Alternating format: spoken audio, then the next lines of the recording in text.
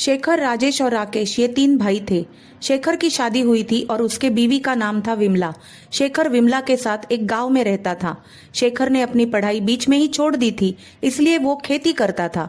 लेकिन राजेश और राकेश ने अपनी ग्रेजुएशन तक की पढ़ाई पूरी की थी, इसलिए राजेश और राकेश शहर में ऑफिस में काम करते थे। राजेश अपने बड़े भाई शेखर को हर महीने अपने तनख्वाह में से पैसे भेज देता था। उसी तरह राजेश और राकेश उनके हिस्से के खेती के जो पैसे मिलते थे वो अपने बड़े भाई शेखर को ही रखने के लिए बोल देता था। इसीलिए शेखर और विमला को पूरी खेती में से मिलने वाले सारे पैसे और राजेश जो हर महीने पैसे भेजता था वो पैसे भी मिलते थे, जिसकी वजह से उनका गुजारा आराम से चलता था। सारे भाई अपने अपने काम करके खुश थे, लेकिन एक दिन विमला के दिल में लालच उत्पन्न हुआ। उसने अपने पति शेखर से कहा, सुनिए जी, आप सारी खेती का काम अकेले करते हैं, पूरे खेत का ख्याल आप अकेले ही रखते हो। आपके दोनों भाई शहर में नौकरी करते हैं, वो तो साल में एक बार ही अपने गांव आते हैं। खेती का पूरा काम देखभाल आप ही करते हो, तो फिर देखा जाए तो ये पूरी जमीन आपके ही नाम होनी चाहिए। ऐसे कैसे कि बिना कुछ मेहनत करे जमीन उनके नाम है।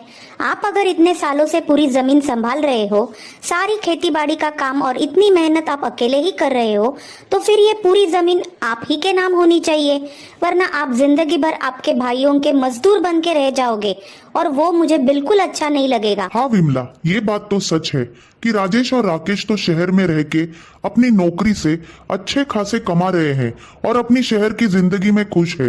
पूरे खेती का काम तो मुझे अकेले ही करना पड़ता है। उनके जितने पैसे भी मुझे यहाँ पर मिलते नहीं है, लेकिन मैं क्या कर सकता हूँ। देखिए जी, अगर आप उन दोनों से ये बात कह भी देंगे, फिर भी वो दोनों उनकी जमीन आपके नाम नहीं करेंगे। आपको कुछ अलग तरीके से ये काम करना होगा। हाँ विमला, ये बात तुम ठीक कह रही हो। मैं अगर उन्हें बोल भी देता हूँ तो भी वो अपनी जमीन मेरे नाम शायद नहीं करेंगे, इसलिए मुझे उन्हें बिना बताए ये काम करवा लेना पड़ेगा।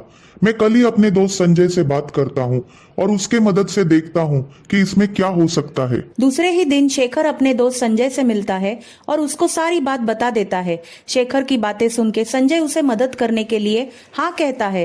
फिर कुछ दिनों तक शेखर और संजय कचहरी में चक्कर लगाते हैं और वहां कुछ झूठे दस्तावेज देकर और गलत तरीके से और धोखे से पूरी जमीन शेखर के नाम करवा लेते हैं। इसके बाद शेखर और विमला बहुत खुश हो जाते हैं, लेकिन वो राजेश और राकेश से ये बात पूरी तरह छुपा के रखते हैं। शेखर ये भी भूल जाता है कि अपनी लालच में उसने अपने दोनों भाइयों के साथ कितना बड़ा धोखा किया है। लेकिन कुछ महीनों के बाद इस बात की खबर राजेश के एक दोस्त रतन को लग जाती है और रतन अपने दोस्त राजेश को फोन करके ये सारी धोखाधड़ी की बातें बता देता है।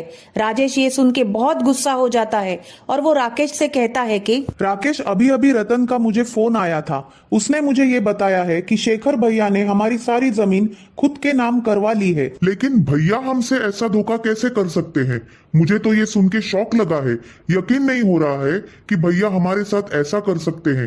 राजेश, हमें अभी गांव जाके इस बात की सच्चाई को जानना होगा। हाँ राकेश, चलो आज ही गांव जाते हैं और कचहरी में जाके जमीन के रिकॉर्ड्स देखते हैं। राजेश और राकेश गांव जाके कचहरी में जाते हैं और वहां से उन्हें ये पता लगता है कि उनके शेखर भैया ने उनसे बहुत बड़ा धोखा किया है और झूठे दस्तावेज देकर सारी जमीन अपने नाम करवा ली है। कचहरी से वो सीधा गांव में अपने घर में जाते हैं और वहां शेखर भैया उन्हें देख के चौंक जाते हैं। राजेश शेखर भैया से कहते हैं, शेखर भैया, आपने हमारी सारी जमीन अपने नाम क्यों करवा ली? आपने हमारे साथ ऐसा क्यों किया भैया? क्या ऐसा करते हुए आपको जरा भी लगा नहीं कि आप हम दोनों के साथ धोखा कर रहे हो? नहीं, मैंने तो ऐसे कुछ भी नहीं किया। तुम्हें किसी ने मेरे खिलाफ भड़काया है। तुम्हारी कोई गलतफहमी हुई है। मैं भला तुम्हारे साथ ऐसा क्यों करूंगा? भैया, हमने कचहरी में जाके देखा है, वहां के रिकॉर्ड्स देखे हैं। आप अब तो सच बोलिए, आपने झूठे दस्तावेज देकर सारी जमीन अपने नाम करवा ली है और ये गुनाह है, अपराध है। आपने हम पर बहुत बड़ा अन्याय किया है। देखिए शेखर भैया, हम आपको एक हफ्ते भर का टाइम देते हैं।